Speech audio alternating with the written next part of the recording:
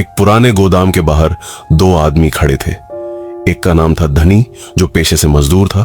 दूसरा था पांडे, जो ट्रक चलाने का काम करता था, दुबला पतला लेकिन तेज तर्रार आदमी। दोनों गोदाम के बाहर ट्रक के पास खड़े थे, जैसे काम के पूरा होने का इंतजार कर रहे हो। तभी पीछे से एक भारी आवाज आई।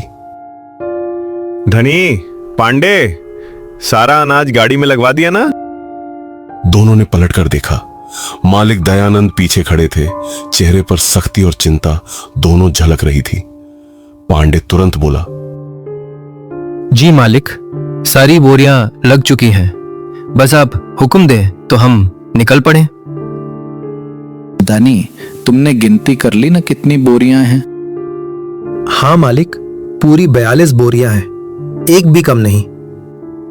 दयानंद कुछ देर चुप रहे, फिर बोले, सुनो, ये अनाज सुबह होने से पहले पहले रामपुर नहीं, राजपुर पहुंचना जरूरी है। वहां के सेठ सुखी ने पहले ही पैसे भेज दिए हैं। अगर माल टाइम पर नहीं पहुंचा तो हमारी साख खराब हो जाएगी। यह सुनकर पांडे के चेहरे पर हल्की सी बेचैनी दिखी। उसने गला साफ करते हुए कहा, मालिक, एक बात कहूं? राजपुर जाने से पहले पटेल जंगल पड़ता है ना, वहां के बारे में हमने बहुत कुछ सुना है। लोग कहते हैं वहां रात में एक बारात घूमती है, बारात का छलावा। पांडे, गांव की बुढ़िया औरतों की कहानियां हैं। डर के मारे लोग कुछ भी बना लेते हैं। रात को अंधेरे में पेड़ की परछाई भी भूत लगने लगती है। हाँ पांडे, तू क्यों इतना डर रहा है? हमने भी सुना है ये बात, पर किसी ने खुद अपनी आंखों से तो देखा नहीं। मालिक, फिर भी अगर वाकई में कुछ दिख जाए तो? देखो, अगर तुम्हें रास्ते में कुछ भी अजीब दिखे, कोई चलावा, कोई साया, कुछ भी, तो गाड़ी बिल्कुल मत रोकना। चाहे कुछ भी हो जाए, गाड़ी तेज भगा देना, समझे? जी मालिक। ये लो, ये काला धागा अपने अपने हाथ में बांध लो। ये हमारे पुरखों के जमाने से चला आ रहा है। जब तक ये धागा हाथ में है, तुम दोनों को कुछ नहीं होगा। ये धागा तुम्हारी रक्षा करेगा। मालिक, पर ये धागा काम कैसे करता है? ये मत पूछो पांडे, बस इतना समझ लो कि जो चीजें इस दुनिया की नहीं होती, वो ऐसी चीजों से दूर भागती हैं। बस तुम अपना काम करो, डर मत और गाड़ी मत रोकना। ठीक है मालिक, हम संभल के जाएंगे। अच्छा, अब देर मत करो, सामान लग चुका है, तुम लोग निकलो। सुबह तलक, मतलब सुबह सुबह राजपुर पहुंच जाना। मुझे भरोसा है तुम दोनों पर। इतना कहकर दयानंद पलटे और अंधेरे में गायब हो गए। पांडे और धनी कुछ देर एक दूसरे को देखते रहे। दोनों के मन में कहीं ना कहीं एक अनजाना डर घिर चुका था, लेकिन काम तो करना ही था। रात करीब 10-11 बजे का वक्त था जब ट्रक गांव की सीमा पार कर मुख्य सड़क पर आया। आसमान में काले बादल घिराए थे और कुछ ही देर में हल्की बूंदाबांदी शुरू हो गई। धीरे धीरे बारिश तेज होती गई। वाइपर की आवाज और बारिश की टिप टिप एक अजीब सा माहौल बना रही थी। पांडे, ये बारिश तो रुकने का नाम ही नहीं ले रही। रास्ता और लंबा हो जाएगा। कोई बात नहीं, हमें बस समय से पहुंचना है। मालिक ने कहा है सुबह तक राजपुर पहुंचना जरूरी है। घंटों गाड़ी चलती रही। सड़क के दोनों तरफ घने पेड़ और खाली खेत नजर आ रहे थे। कहीं कोई इंसानी बस्ती का नामो निशान नहीं था। बारिश की वजह से रास्ता और भी सुनसान लग रहा था।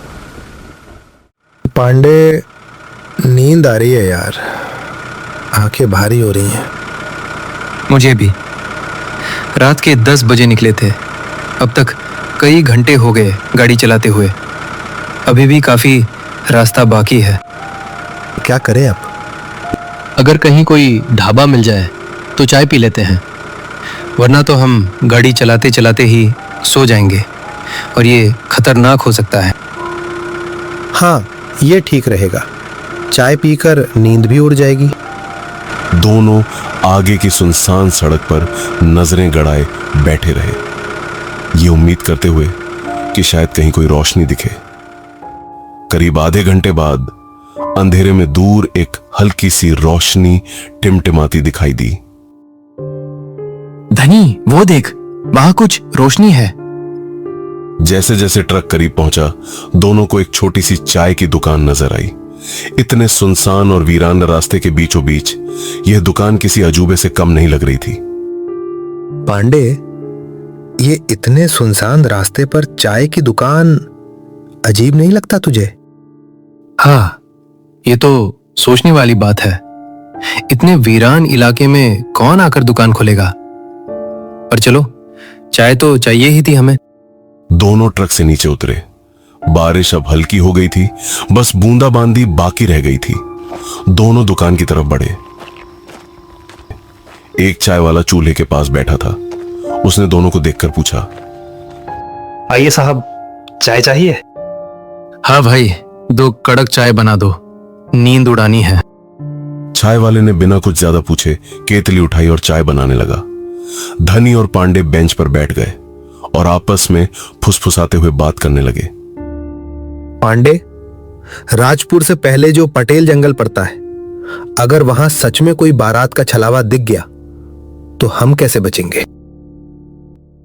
मालिक ने कहा है ना, गाड़ी मत रोकना, तेज भगा देना।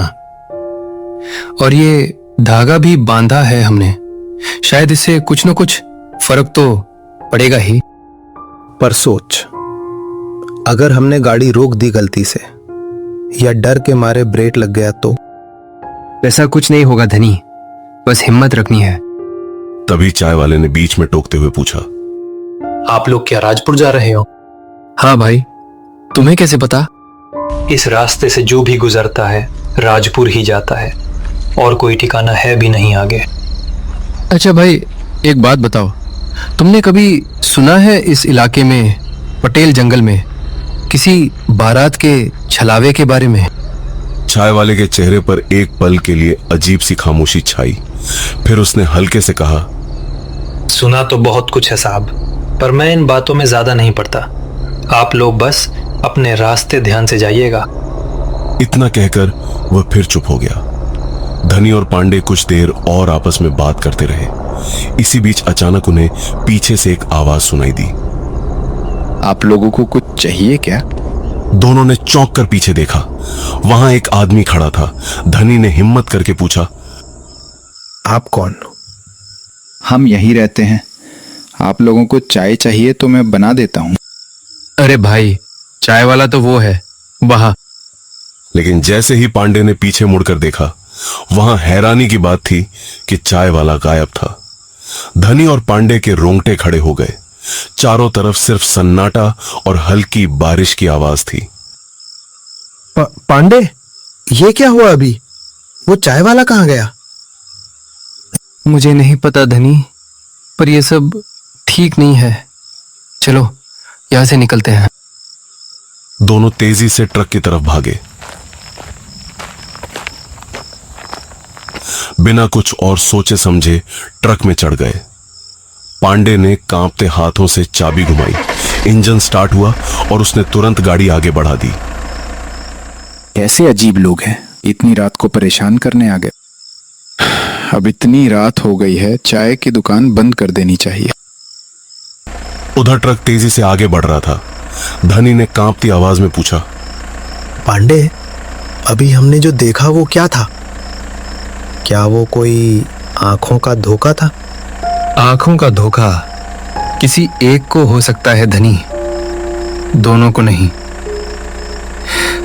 जो भी था वो ठीक नहीं था, कुछ तो गड़बड़ है। दोनों खामोश हो गए। बस बारिश की बूंदें गिरने की आवाज और ट्रक के इंजन की घरघराहट सुनाई दे रही थी। रास्ता अब और भी सुनसान और डरावना लगने लगा था। हर पेड़ की परछाई में जैसे कोई साया छिपा हो। कुछ किलोमीटर आगे जाने के बाद सामने सड़क पर वही आदमी खड़ा दिखाई दिया। यहां से चले जाओ, गाड़ी मत रोकना। धनी और पांडे दोनों ये देखकर सहम गए।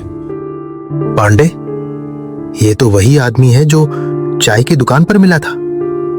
ये इंसान नहीं है, गाड़ी मत रोकना, भगा दे। पांडे का दिल जोर जोर से धड़क रहा था। उसने एक्सीलेटर दबाकर गाड़ी की रफ्तार और बढ़ा दी। ट्रक उस आदमी के पास से गुजरा, लेकिन जब तक वे उस जगह से गुजरे वह आदमी वहां से गायब हो चुका था। कुछ ही आगे रास्ते में एक मोड़ के बाद दूर से एक बारात जैसा कुछ नजर आया।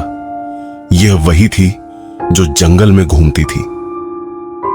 धनी, वो देख, वही बारात है जिसकी हम बात कर रहे थे। वो हमारे सामने है। इतना कहते ही पांडे ने घबराहट में अचानक ब्रेक लगा दिया। ट्रक चरचराती आवाज के साथ रुक गया। पांडे, गाड़ी क्यों रोकी? पांडे के हाथ पैर कांप रहे थे। उसकी आवाज लड़खड़ा रही थी। धनी, मेरे हाथ पैर कांप रहे हैं। मुझसे गाड़ी नहीं चलाई जा रही। इतनी देर में वह बारात धीरे धीरे उनकी तरफ बढ़ने लगी। धनी और पांडे डर के मारे सिकुड़ गए। दोनों की सांसें अटक गईं। तभी अचानक वही रहस्यमयी आदमी जो चाय की दुकान पर और फिर सड़क पर मिला था, उन बारातियों के सामने आकर खड़ा हो गया, जैसे उन्हें रोक रहा हो। उसने पीछे मुड़े बिना ही पांडे की तरफ देखा और कड़क आवाज में कहा, अपना ट्रक लेकर यहां से निकलो। पांडे को एक पल में सब कुछ समझ आ गया। उसने कांपती आवाज में धनी से कहा, धनी, ये वही आदमी है जो हमें शुरू से बचाने की कोशिश कर रहा था। इसीलिए वो कह रहा था गाड़ी मत रोकना, और हम डर के मारे गाड़ी रोक बैठे। ये हमारी मदद कर रहा है। अब देर करने का वक्त नहीं था। पांडे ने पूरी ताकत से चाबी घुमाई और गाड़ी बिजली की तेजी से आगे बढ़ी। दोनों ने पीछे मुड़कर नहीं देखा। बारात और वह रहस्यमयी आदमी दोनों पीछे धुंध में कहीं खो गए। ट्रक अंधेरे और बारिश को चीरता हुआ आगे बढ़ता रहा। दोनों की सांसें अभी भी तेज चल रही थीं। दिल जोर जोर से धड़क रहे थे, लेकिन अब वे उस डरावने रास्ते और जंगल से दूर निकल चुके थे। आखिरकार ट्रक राजपुर की सीमा में दाखिल हुआ। गोदाम के बाहर सेठ सुखी पहले से इंतजार कर रहे थे। धनी और पांडे ट्रक से नीचे उतरे। सुखी आगे बढ़े और पूछा, आ गए तुम लोग? कोई परेशानी तो नहीं हुई यहां आने में? पांडे और धनी दोनों का चेहरा अभी भी डर से पीला पड़ा हुआ था। पांडे ने कांपती आवाज में पूरी रात की घटना सुखी को बता दी। सुखी यह सब सुनकर गंभीर हो गए। उन्होंने लंबी सांस ली और बोले, बैठो, मैं तुम्हें बताता हूं ये सब क्यों होता है। कई साल पहले इसी पटेल जंगल के रास्ते से एक बारात गुजर रही थी। दूल्हे की बारात थी। ढोल नगारे बज रहे थे। सब खुशी खुशी नाच गा रहे थे। उसी वक्त पीछे से एक गाड़ी आई जिसे चलाने वाला आदमी शराब के नशे में धुत था। उसे कोई होश नहीं था कि वो क्या कर रहा है। उसने अपनी गाड़ी सीधा उन बारातियों पर चढ़ा दी। उस हादसे में पूरी बारात के लोग वहीं मारे गए और उसके बाद वो गाड़ी चलाने वाला आदमी खुद भी काबू खोकर एक पेड़ से टकरा गया। उसकी भी वहीं मौत हो गई। एक ही रात में एक पूरा परिवार उजड़ गया। उसके बाद से उस जगह पर वो बारात भटकती रहती है। लोग कहते हैं कि वो आदमी जो उस गाड़ी में था वो अब भी वहां भटकता है। वो उन बारातियों को रोकता है, उन्हें रास्ते पर आने वाले लोगों को नुकसान पहुंचाने से बचाता है, क्योंकि वो जानता है कि उसकी वजह से उनका पूरा परिवार उजड़ गया था और अब वो नहीं चाहता कि किसी और का परिवार उसी तरह उजड़े। वो बाराती गुस्से में रहते हैं, बहुत गुस्से में। जब भी कोई गाड़ी या ट्रक उस रास्ते से गुजरता है तो वो बाराती उसे नुकसान पहुंचाने की कोशिश करते हैं, लेकिन वो आदमी हमेशा बीच में आकर गाड़ी वालों को बचा लेता है। क्योंकि उसकी वजह से एक परिवार उजड़ा था, इसलिए अब वो हर परिवार को बचाना चाहता है। अगर वो आदमी वहां ना होता तो शायद आज हम भी जिंदा यहां खड़े ना होते। तुम दोनों बहुत भाग्यशाली हो कि बच गए। बहुत कम लोग होते हैं जो उस जंगल से जिंदा वापस आते हैं। अब जाओ, आराम करो, तुम्हें इसकी जरूरत है। पांडे और धनी दोनों उठे, एक दूसरे को देखा और खामोशी से गोदाम के अंदर चले गए।